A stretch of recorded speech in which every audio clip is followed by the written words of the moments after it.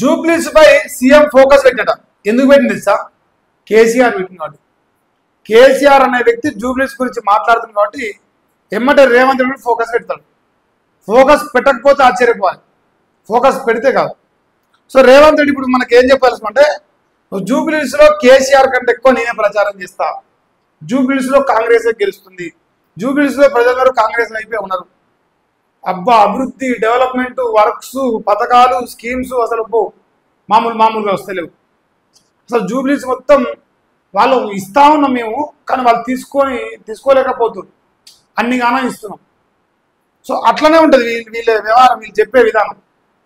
మేము అనుకున్న దానికంటే ఎక్కువ ఇస్తున్నాం, మేము అనుకున్న దానికంటే ఎక్కువ చేస్తున్నాం, కానీ ప్రజలే తీసుకుంటలేరు, వాళ్ళే వద్దంటున్నారు అని ఇంత నీచ స్టేట్మెంట్స్ కూడా ఇస్తాడు. జూబ్లీస్ పై సీఎం ఫోకస్, ఒక్కో డివిజన్కు 2 మంత్రులకు ప్రచార బాధ్యతలు, 25 నుంచి ఇంటింటి ప్రచారం చేయాలని ఆదేశాలు ఇచ్చినట్ట. నేడు పిసిసి చీఫ్ మంత్రులతో రేవంత్ భేటీ, రోడ్ షోలు సభల ఏర్పాట్లకు ఫోకస్ పెట్టింది. 25 నుంచి ఇంటింటి ప్రచారం, ఇవాళ 24, రేపు పొద్దుగాల నుంచి. ఏం ప్రచారం చేస్తారు మరి? ఏం చెప్పి ప్రచారం చేస్తారు జూబ్లీస్లా? ఇప్పుడు ఈ డెవలప్మెంట్ చేసినాం, 22 నెలలు అవుతుంది, 6 గ్యారెంటీలు ఇచ్చినాం అని చెప్పగలుగుతారా? చేయలేదు కదా. చేయనప్పుడు ఏమని చెప్తారు? ఎట్లా అని చెప్తారు? ఎట్లా ఓట్లు వేపిస్తారు? ప్రజలు ఎట్లా నమ్ముతారు కాంగ్రెస్ పార్టీని? చెప్పు రేవంత్ అన్ని. నీ మాటే కాదని అనుకో, నువ్వు చెప్పింది నిజం అనుకుందాం, ఎట్లా నిజం కావాలి? ఎట్లా నమ్మాలి ప్రజలు? అసలు ఎవడన్నా కాంగ్రెస్ పార్టీ వాడు ఊర్లలో పోతే ఓటు అడిగపడుతుందా? సిగ్గు ఎగ్గు వదిలేసి మీరు అడుగుతురు. ప్రజలు సోషల్ మీడియాలో బండబూతులు తిరుగుతూ, ఒక ముఖ్యమంత్రి అన్న భయం లేదు వాళ్ళకు. ఏదైనా చూడో ఏం చేస్తారో చూద్దాం, ఇంకా పచ్చబడితే ఏం బిగుతారో చూద్దాం, మనం తిట్టాల్సిందే, మనల్ని మోసం చేసిండు, నమ్మించి ఓట్లు వేసుకున్నాడు అని ఇట్లా ప్రజలు మాట్లాడుకుంటున్నారు. ఈయనంటే ఫోకస్ పెట్టట. మరి అందరితో రోడ్ షోలు సభల ఏర్పాటు ప్లాన్ ఏడ పెడతావు? ఆడ జూబ్లీస్ ప్యాలెస్ కాడ పెడతావా రోడ్ షో? ఇందిరమ్మ రాజ్యం ఎగురు పెడతాంది, ఈ దేశంలో ఏడా ఇంత మంచి ఎగురు పెడతలేదు, నేనే పెట్టిస్తున్నా అని చెప్పేసి మరి ఏమైనా చేస్తావా?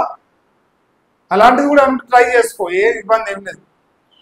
ప్రజలు అన్నీ చూస్తున్నారు, క్షుణ్ణంగా గమనిస్తున్నారు. ఆహా ఓకే, రేవంత్ రెడ్డి వ్యవహారం ఎట్లుందా చెప్తాం, మేము చేసేది కూడా మేము చేస్తాం అన్నట్టుగా ప్రజలు చూస్తున్నారు.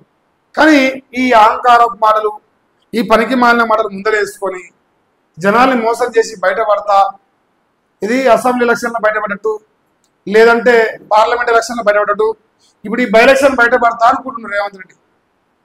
ఆ రోజున్న రేవంత్ రెడ్డి వేరు, ఆ రోజున ప్రభుత్వం వేరు, ఆ రోజున టైమింగ్ వేరు, ఈ రోజున టైమింగ్ వేరు, ఈ రోజున ముచ్చట వేరు, ఈ రోజు ప్రభుత్వం పైన వ్యతిరేకత వేరు.